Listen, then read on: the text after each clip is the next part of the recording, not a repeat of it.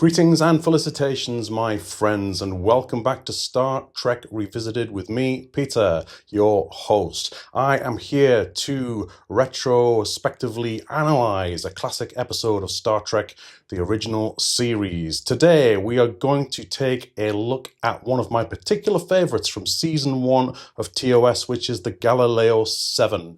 Without any further ado, let's get started. This is an episode that it's going to be difficult not to spend too much time in the weeds of, because it's just damn brilliant. It's such a great, well-crafted episode.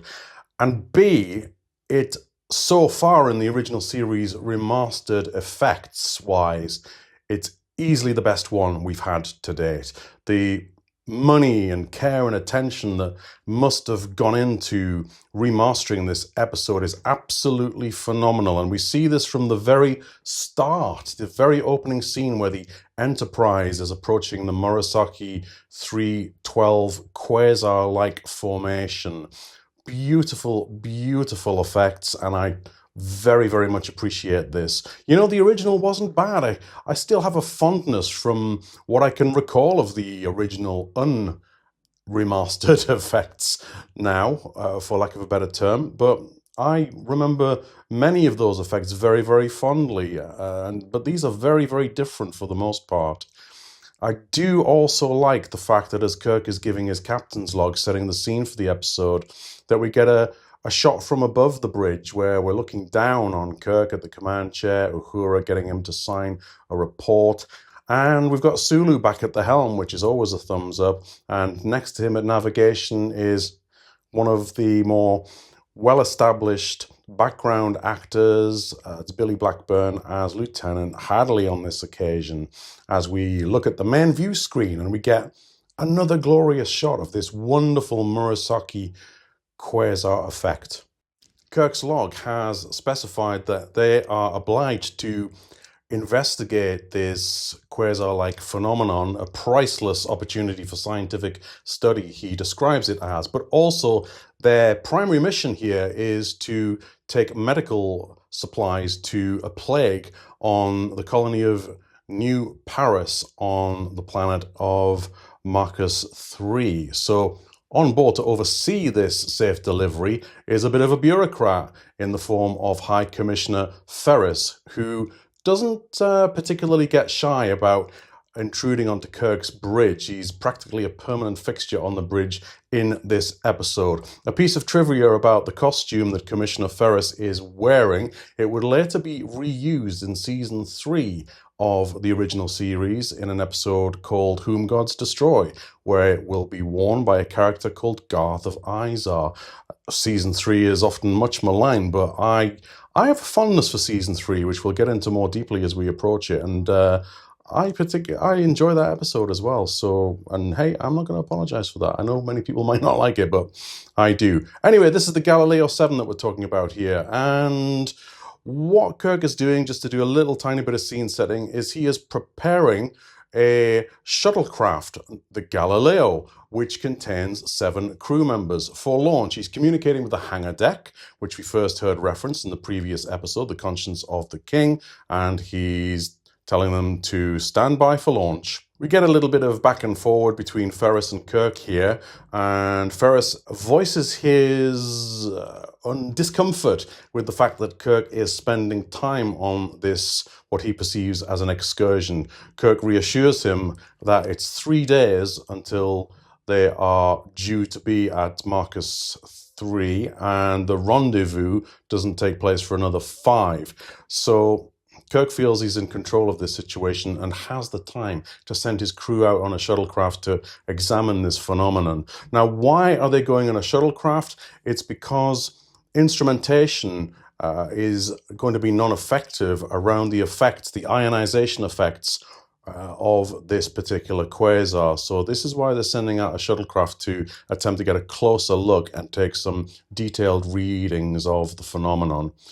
And as Kirk is listening to Ferris relay his concerns, he goes over to an area of the bridge that we don't get close-up views of very often, and it's the environmental controls. Why particularly he's gone over here is a mystery. I don't know why he would be checking that. Maybe he just wants to get away from Ferris a little bit, but he's not going to be able to avoid him for long, and he reassures the commissioner that all is under control. He gives clearance for the Galileo to depart the Enterprise, and we get this amazing remastered shot of the Enterprise hangar deck, inside of which we see two shuttlecraft. On the right closest to us, we have the Columbus, which has the registry of NCC 1701-2. The one that is getting ready for departure on the turntable is the Galileo, hence the name of the episode, NCC 1701-7. Now, I had always thought that the 7 was in relation to the capacity of the shuttlecraft because there are 7 crewmates aboard, but clearly that is not the case. It signifies the number of shuttlecraft within the starship, no doubt. This remastered effect is a massive, massive improvement on the original, without a doubt. We see inside the shuttlecraft, Spock is getting ready to launch, and inside he has a crew which consists of Mr. Latimer, who is at the front of the shuttlecraft alongside Spock, co-piloting presumably. They launch and out goes the Galileo, and just beautiful, beautiful effects as the Galileo departs the hangar deck and goes about its mission. Inside, we get our first collective look at who we have on this mission. As I indicated already, in command, First Officer and Science Officer, Mr. Spock. Co-piloting is Mr. Latimer, who is wearing yellow, signifying that he's in the command division, but that's never fully established. And at this point in Star Trek's existence, I think some of the colour schemes were maybe loosely adhered to. The yeoman sat behind Mr. Latimer is Yeoman Mears. She's along to assist Spock, potentially in the first instance, I'm thinking, but to record the events of the mission.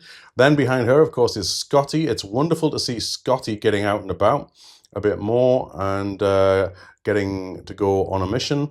Behind him is Mr. Gaetano, similar nature to Mr. Latimer. It's not entirely clear why he's along on this mission, but I suspect that he and Latimer are treated as security, stroke co-piloting in Latimer's case. Behind Spock, we've got Mr. Bomber, who is obviously an expert in this particular field of science and quasars in particular. So as a science officer on board the Enterprise, I would say that he very likely reports into Mr. Spock, so he should be quite familiar with him and the way he operates. But the way he addresses Spock and the way they communicate is very interesting, and we'll touch on that as we go through the episode. And at the back, last but by never any means least, is the wonderful Dr. Leonard McCoy, along presumably to ensure the health and safety of our intrepid Galileo crew. As they approach the phenomenon, they quickly get into trouble, and Mr. Bomber informs Mr. Spock that it's ionic interference, Mr. Spock. Now, when I was younger, when I was very young watching this episode for the first time, I actually misheard that line. I actually thought he said, "I don't like that interference, Mr. Spock." So that's a funny sort of misheard line for you there. And they're quickly in trouble as they realize they're caught in the pull of this phenomenon and they have no control. And we cut back to the Enterprise, where Uhura relays to Kirk that they have lost contact with the Galileo. Ferris is watching on very, very intently here as Kirk goes over to the science station. Yet again, he seems to be spending a lot of time there lately in this season to take some sensor readings. As they realize what has happened, the fact that they have lost contact with the Galileo, they have no idea where it is, because of the Murasaki effect, they cannot use their scanners and sensors. And Kirk comments, before we close to the opening titles, out there, a 14 or 16-foot shuttlecraft, alone, out of control, finding a needle in a haystack would be child's play. And he has a defeated look on his face as we go to the opening titles. After the credits, we get a lovely shot of the Enterprise in front of the Murasaki effect, and the title of the episode, the Galileo 7. Uhura, ever capable and multi-talented Uhura, as ever, is doing lots of different jobs in addition to her own job at communications, and we've seen her sitting at navigation as well. She's over at the science station this time, getting information about what is in the vicinity of the Murasaki quasar effect. Meanwhile, Ferris is giving Kirk a hard time immediately about, we've got 2 days to find this crew until we have to abandon them, essentially, because the plague on New Paris must take precedence. Kirk is still feeling quite confident about this at this point in time. He thinks he has enough time to find them and get to New Paris in time, as they are given some coffee from a female crew member. Uhura then comes over from science and relays to Kirk that in the immediate vicinity of the Murasaki quasar, there is a Class M planet. Now, Class M, I think, apart from the Cage, actually, Spock mentions Class M in the first episode, The Cage. I don't think it's been mentioned since then, but Class M planets are basically oxygen atmosphere or near an Earth-like conditions that human beings can survive for at least periods of time in that environment. But she tells him that this planet is called Taurus 2 on their records, and she puts it just about dead center of the Murasaki effect, where the Galileo was headed towards.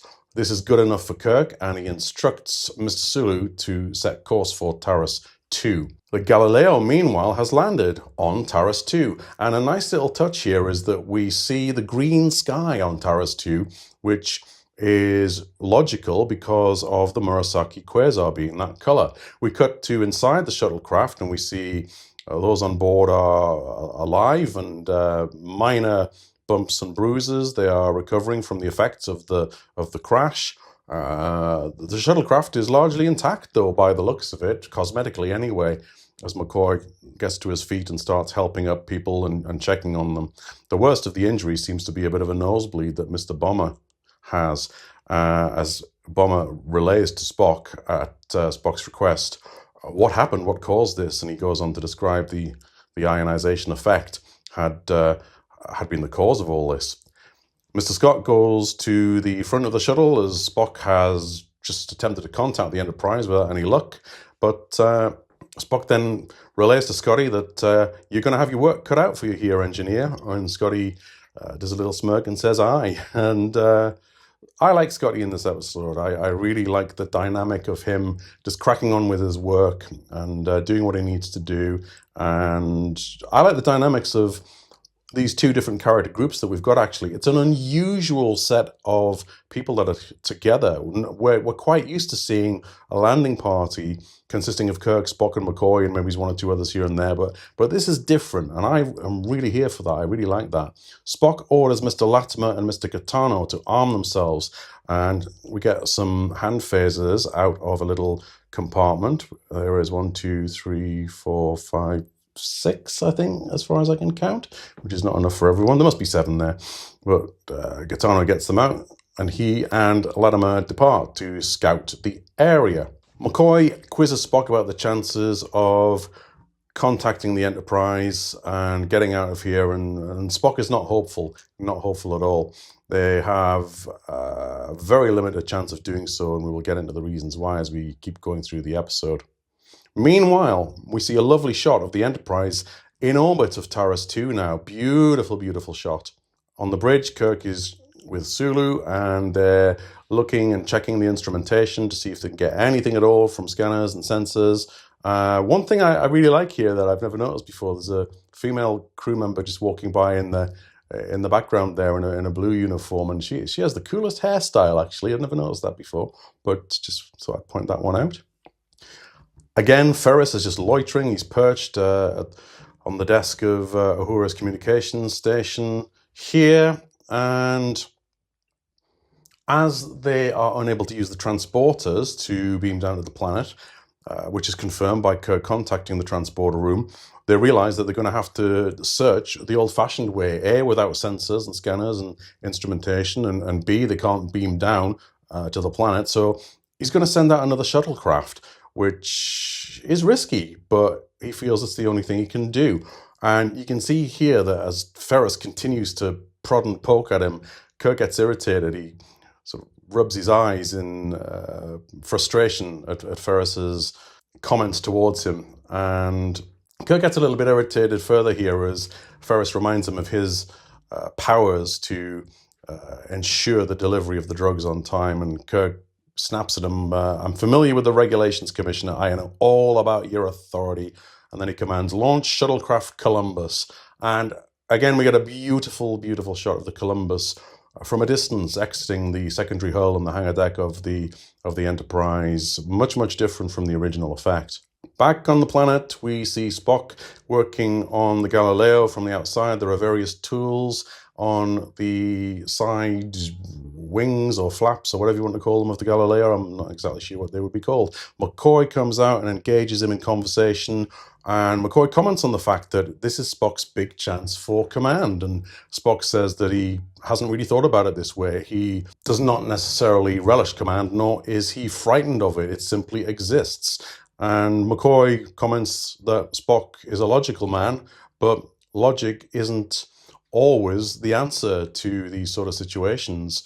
And Spock says, perhaps, Doctor, but I know no other way to begin. Back on the shuttlecraft, Mr. Scott has completed his first assessment, and he relays that it's not good at all, Mr. Spock. We've lost a great deal of fuel. And the way things are, we're going to be very, very lucky to be able to repair the damage that we have and even achieve a lift-off and then an orbit and then to maintain it. So things are bad. Things are very, very bad. It's also established at this time that in order to reach orbit at all, they will in fact have to lighten the load of the Galileo by the weight of 3 grown men. And Spock handles this in a very cold and logical way, as you would expect, which gets the particular ire of Mr. Bomber, who does not like the way Spock is coolly and coldly approaching this situation. Spock says that as the commanding officer, the decision on who has to remain behind will be his, and Bomber rather naively says to him, I don't suppose you'd be interested in drawing lots, and Spock, in my opinion, quite rightly corrects him on that. Spock leaves the Galileo, and Bomber and McCoy comment to each other on Spock's nature, and Bomber says words to the effect of he doesn't understand who put Spock's head together, and McCoy says, not his head, Mr. Bomber, his heart. Meanwhile, our friends Gaetano and Latimer are exploring the planet, a very misty surface with some very, very strange sound effects surrounding them, and they notice this. They say, what's that? It's over there. No, it's over there. Oh, it's everywhere. It's all around us.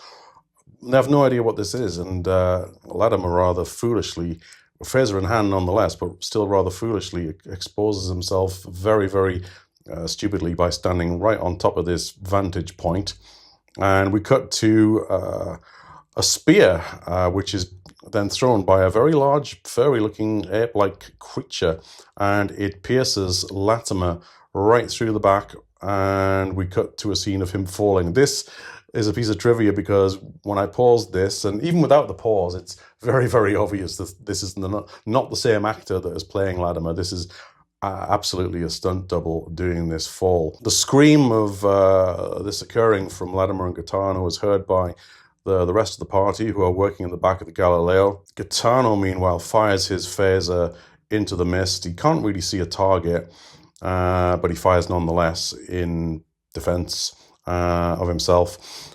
And then we go to the next scene where Spock arrives with Bomber, and Gaetano is staring down at the lifeless body of Mr. Latimer. Spock, again, to Bomber's taste, rather callously removes the spear and comments that it's the fulsome point. And he goes on to explain that it was very reminiscent of a design of spear that we used on old Earth in Mexico hundreds of years ago. And he also goes to comment that it's not very efficient. Bomber takes particular exception to this, saying, not very efficient, is that all you have to say? As a man lying there dead, and you're talking about stone spears. It escalates even further when Spock questions the logic of bringing Latimer's body back to the Galileo, but Bomber and Gaetano carry him back themselves, and we cut back to the Enterprise. And I like the pace of this episode. I like how we're cutting between the Enterprise and the planet's surface here, and we see a lovely shot of the Columbus returning from one of its search patterns, presumably to refuel and get going again. as it re-enters the hangar deck. Kirk receives this message on the bridge from Uhura, and he instructs Uhura to relay to them to proceed to the next search area and continue.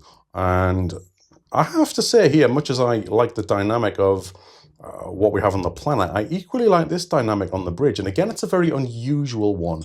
It's not often that Kirk remains behind from a mission. He is on the bridge here, and he's sent his first officer and other officers out in the shuttlecraft. It's very unusual to find Kirk being left behind. And I really enjoy this. I enjoy particularly the conversation with him and Uhura here. Sulu doesn't get a great deal to do. I think Uhura, out of the rest of the bridge crew, has the most spoken words other than Kirk and Ferris here. I think they are the main actors in this particular episode, and I really like this. The dynamics of this is really appealing to me.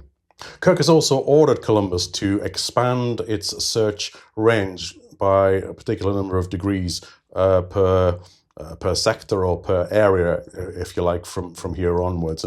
And Sulu, despite the fact that I just said he doesn't talk much, he mentions to Kirk that by doing so, they'll be overlooking an awful lot of ground. But Kirk then says, yes, that's true, I'm aware, but that we'll also be able to cover a much larger area in a short space of time, which he thinks is the best way to go. And he then says to Mr. Sulu, mind your helm.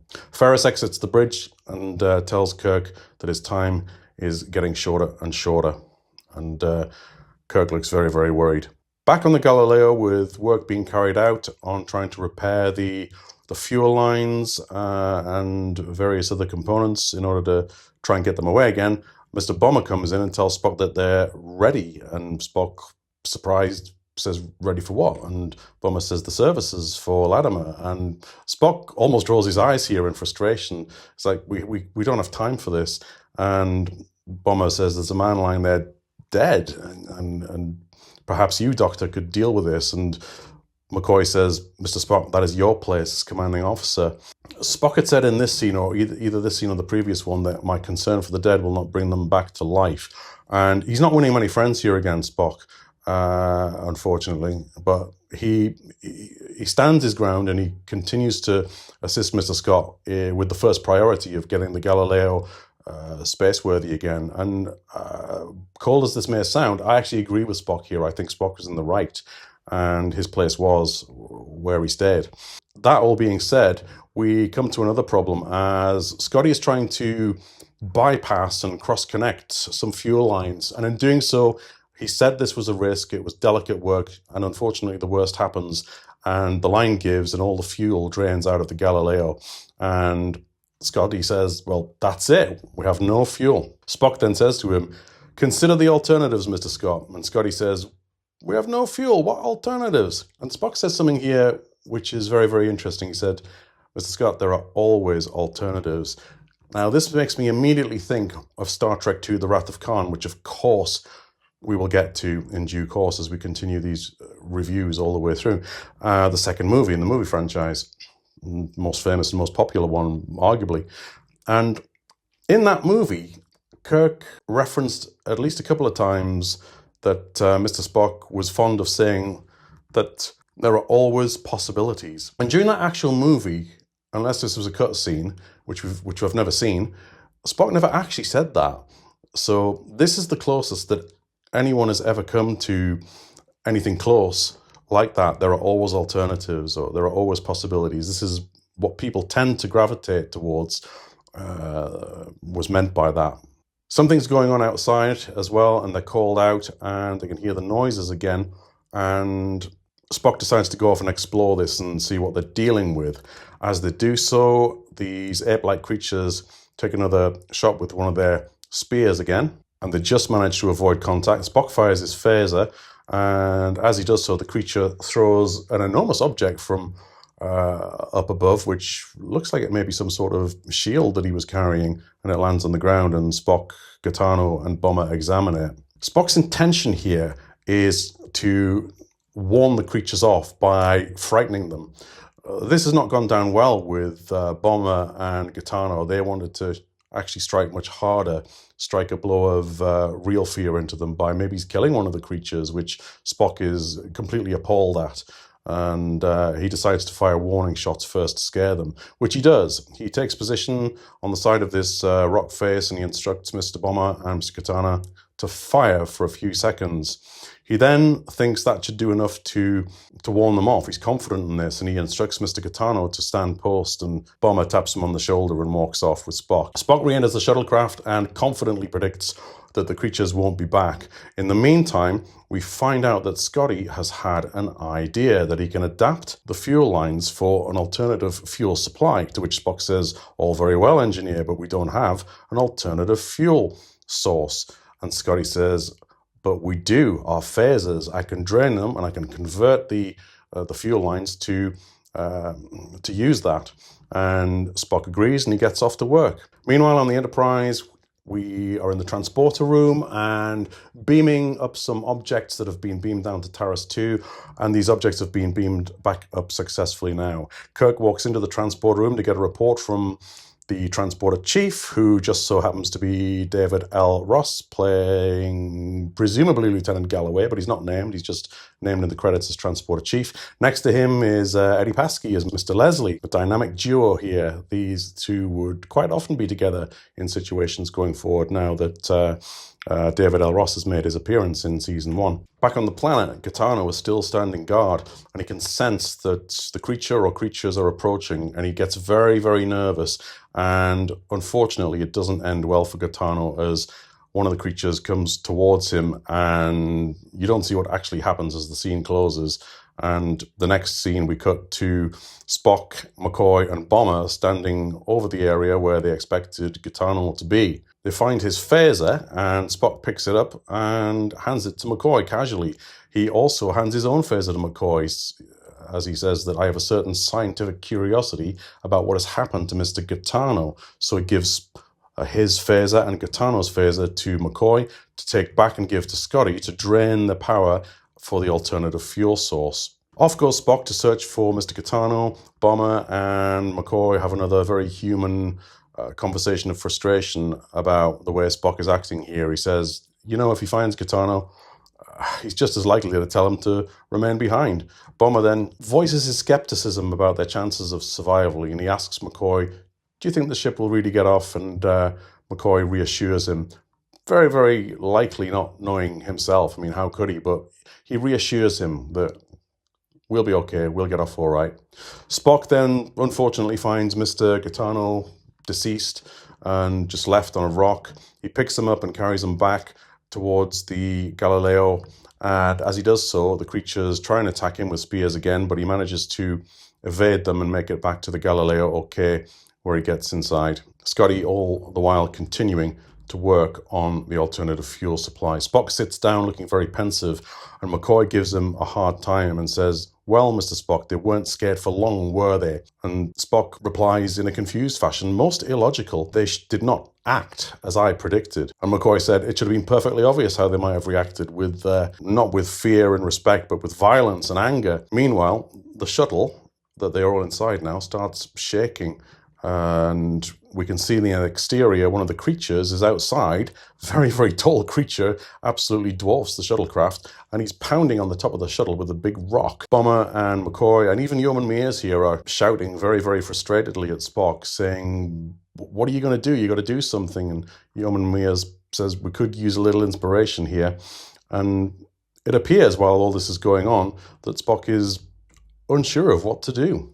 As McCoy says to Scotty, can't you speed this up anymore? After Scotty says this is going to take another hour, perhaps even 2. We then go back to the Enterprise again as Kirk is standing next to Sulu.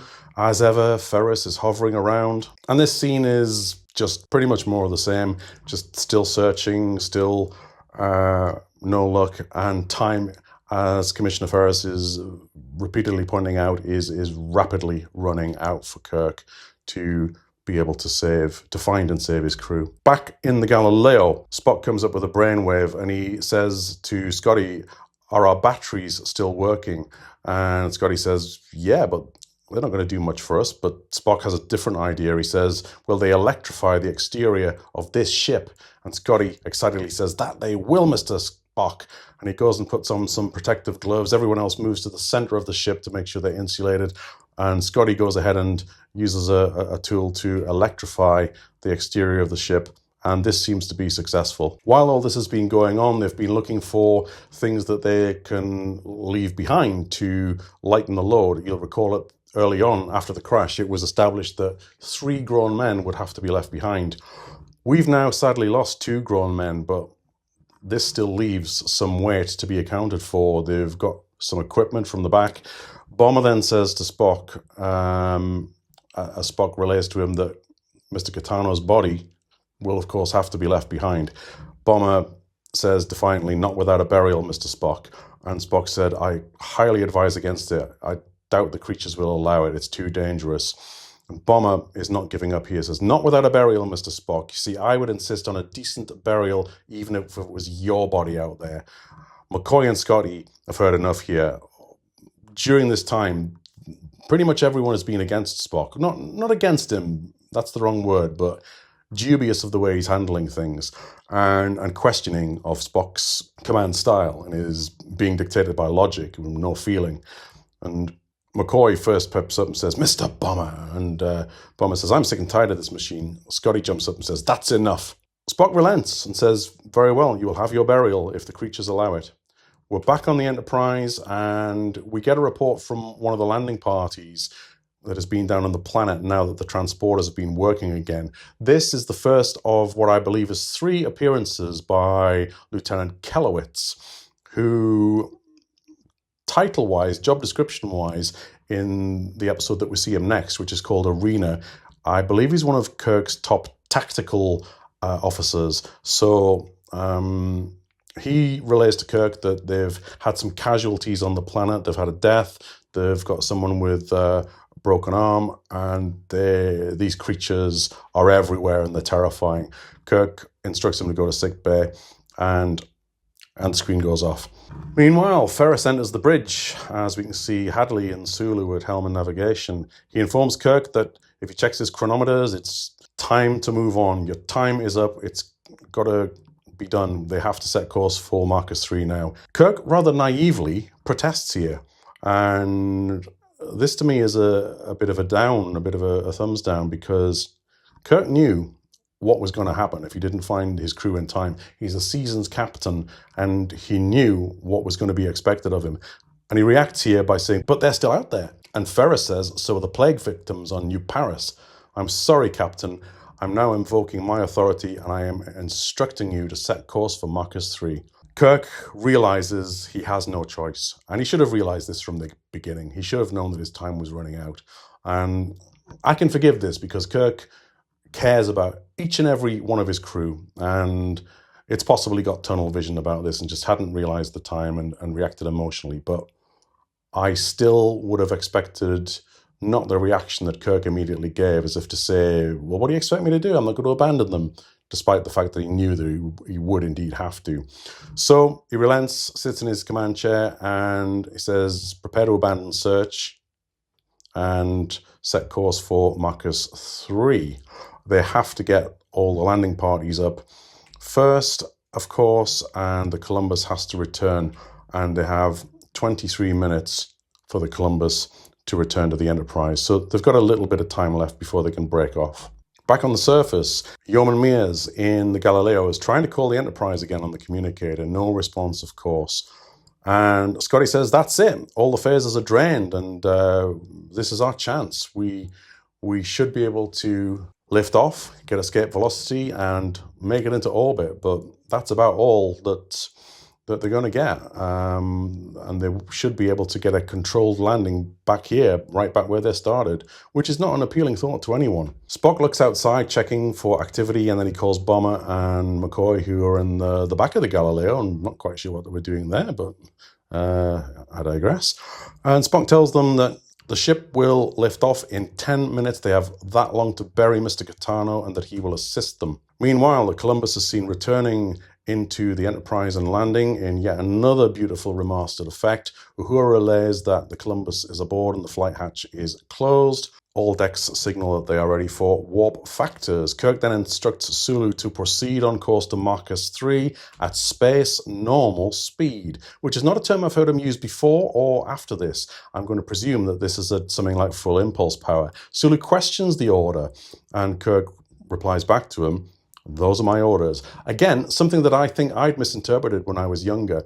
I had misinterpreted Kirk's line as "those are my orders" as those are the orders that have been given to Kirk by Commissioner Ferris. But I now realize that what this actually is Kirk giving those orders to Sulu to get to Marcus 3 in the time that they need to get there, but at the slowest possible speed, so he can continue search operations aft for as long as possible. And it should be noticed, actually, that at this point, it was mentioned that sensors and scanners had begun to operate a bit better, or at least in a limited way. So they have some use of their scanning operators by now. On the planet, the burial has been successfully completed. We can see 2 graves for Latimer and Gaetano, sad casualties of this unintended excursion. The creatures attack, and Spock says, "Get ready to lift off, get back to the ship." Bomber and McCoy run over to the ship as Spock attempts to as well, but a boulder lands on him, pinning him down. Spock tells them to go, and Bomber and McCoy predictably refuse, and they save him. And they all get on board, and Spock instructs Scotty to go, Scott, lift off. And then he laments McCoy for, "You were ordered to leave me behind." And McCoy says, "I couldn't just leave you behind." And they try and lift off, and they're not moving. And Spock realizes why. They're being held down. The only way they're going to be able to get off is by Spock firing their boosters. And Scotty questions him on this. But Spock retorts to him, "Would you rather stay here?" And Scotty admits no. But the effect of firing those boosters means that instead of being able to land safely on the planet, they will now not be able to. Their orbit, if they achieve it, will end in a burn-up. But Spock is right. What choice did they have? They needed to lift off. And we get a beautiful, beautiful shot of the Galileo here, coming up from the planet's surface. And the close-up, you can almost see the faces of Spock and Scotty in the windows of the front of the Galileo. Then Spock again laments the fact that they should have left him behind. He said, "Gentlemen, by saving me, you've given away your best chance of survival. The logical decision was to have left me behind." McCoy comments, "Remind me to tell you that I'm sick and tired of your logic, Mr. Spock," to which Spock amusingly and eyebrow-raisingly responds, "That is a most illogical attitude." Given the situation that they're now in, that their orbit is going to end in a burnout or a burn-up, Scotty questions what Spock had said to him earlier with a little bit of a smile on his face, saying, "Mr. Spock, I thought you said there were always alternatives." And Spock recalls this and says, "Did I? I may have been mistaken." To which McCoy says, "At least I live long enough to hear you say that," or words to that effect, as they have their orbit, but they have no means of breaking out of this orbit and getting back to the Enterprise. Spock tries to call the Enterprise. No response. Enterprise is surely on course for Marcus 3 now, as Spock had identified not too long ago. And at this point, Spock is pondering. He gets a look on his face as if he's thinking, what can I possibly do here? And he looks at the fuel jettison button on his console, and he ponders. And then he reaches out and he presses it. And as he does so, the rest of the crew look at him and question, Mr. Scott in particular, "Mr. Spock, like, what are you doing?" And as he presses this button, the Galileo absolutely plummets forward, and the fuel jettisons out of the back of the nacelles of the shuttlecraft in a very visual and very appealing way, in a lovely shot again. And they are astonished at this, as Scotty explains to the rest of them that he jettisoned the fuel and ignited it. We cut to the Enterprise, and Sulu looks very, very intently at the screen, and then he calls to Kirk, "Captain, something on the screen." Kirk spins around, and on the view screen we can see this line, and this is the jettisoned fuel being ignited. It's a very visual effect. So this was a very, very clever gambit on Spock's part. Kirk jumps into action and immediately orders 180 degrees about and to alert the transporter room. We get another lovely shot of that jettisoned fuel of the Galileo, and Scotty realizes what Spock has done here, and he questions Spock and said, "A distress signal? It's like sending up a flare."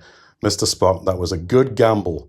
But Spock then concedes, no one out there to see it. And McCoy says, "So ends your first command." Yes, Doctor, my first command. And McCoy finds it ironic that his last act of his first command was not a logical one, but an emotional one, an act of desperation. Spock goes on to say, "It's quite illogical."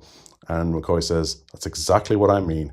And it's a great little exchange between the two of them, who know each other better than they'd like to admit themselves and respect each other better than they'd like to admit themselves.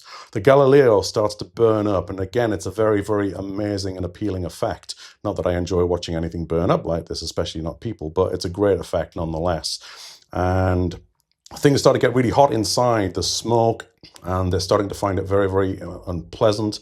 And Uhura informs Kirk that they're in range. Kirk instructs them to activate beams, and why wouldn't you know it, just at the very last second, transporter engages and they're beamed out. You don't see them arrive in the transporter room. You don't cut to that scene, which I think it's actually more effective the way they left it here. I think it works better with the fact that Uhura gets a message from the transporter room and she turns around and says to Kirk, "Transporter room just beamed up 5 people. Alive and well, sir." And Kirk looks relieved. And it's got to be bittersweet, though. It's a mixture of relieved and also the awareness that he has lost 2 crewmen. And at this point, he doesn't know which 2, but we never see the effects of this. We never see the reveal that of Kirk and company finding out who of the crew has died and whether or not it is any of his closest friends. Kirk would react in the same way regardless of that, though, because he cares of each and every one of his crew. He orders course to Marcus 3, and this time he says ahead warp factor 1. And he's ready to get on with the mission, knowing that he's saved the crew members that he can here, and he's done everything he can. We then cut to the final scene, which I don't know how much later this is, but there's some mirth and hilarity going on the bridge here at the fact that the human crew members are very amused by the fact that the usually stoic and logical Mr. Spock has made an act of pure desperation in jettisoning the fuel and igniting it to get them home. He made a leap of faith, a very un-Vulcan-like act.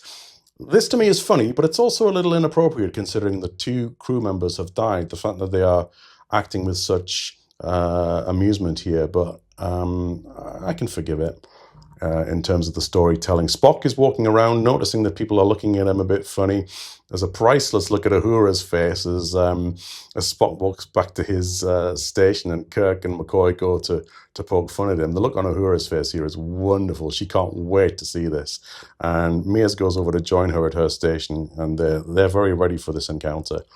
And Kirk lays it into him and says, "I'm confused about the final act that you did. Now, jettison the fuel and igniting it, to me, is a very human and emotional act." Spock agrees with him and comes to the conclusion that in the absence of all other possibilities, the only logical conclusion to get them out of this was an act of desperation. Logical conclusion, logically arrived at. McCoy smirks, Jim smirks, everybody smirks here.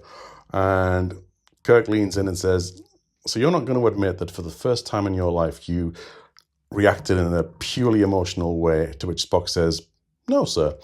And Kirk just laughs and says, "Mr. Spock, you're a stubborn man." And Spock gives us the eyebrow and says, "Yes, sir."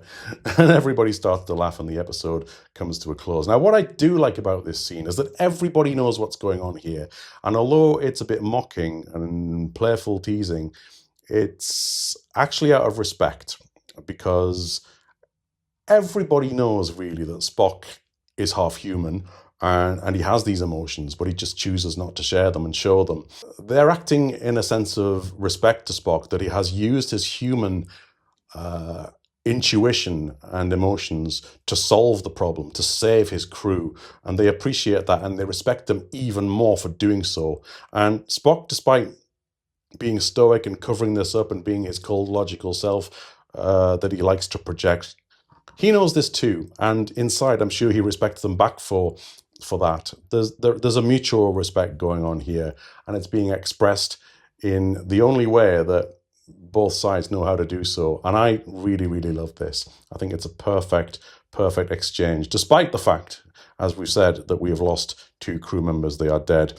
And we go off the episode, we end it in mirth and hilarity, which I think is something that we're seeing here for the first time. Quite a few episodes end up ending with roars of laughter like this as we go forward. This becomes somewhat of a thing. But I think it's the first time we see it.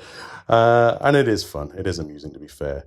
We see that this episode is directed by Robert Gist, or Gist. I'm not quite sure how to pronounce that.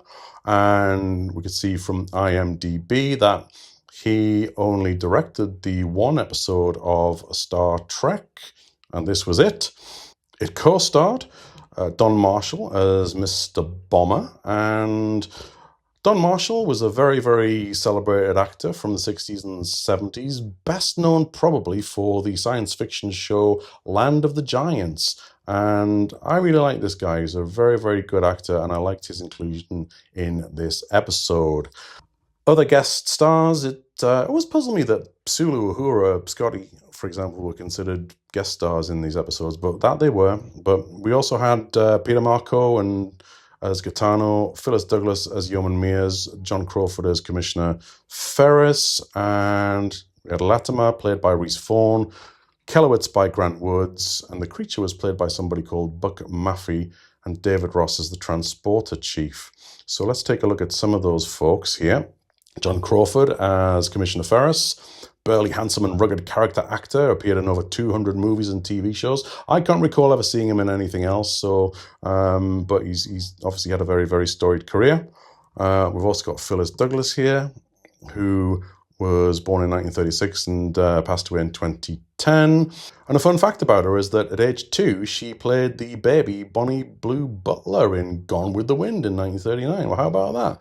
That's a really fun fact. Here are some of the rest of the cast. We can see Gaetano there, and we can see Kellowitz. We'll get to him a bit more when he comes into some of the other episodes. Although not actually seen in the actual closing credits, we do see Billy Blackburn there as Lieutenant Hadley, uncredited. Eddie Paskey as Mr. Leslie, uncredited.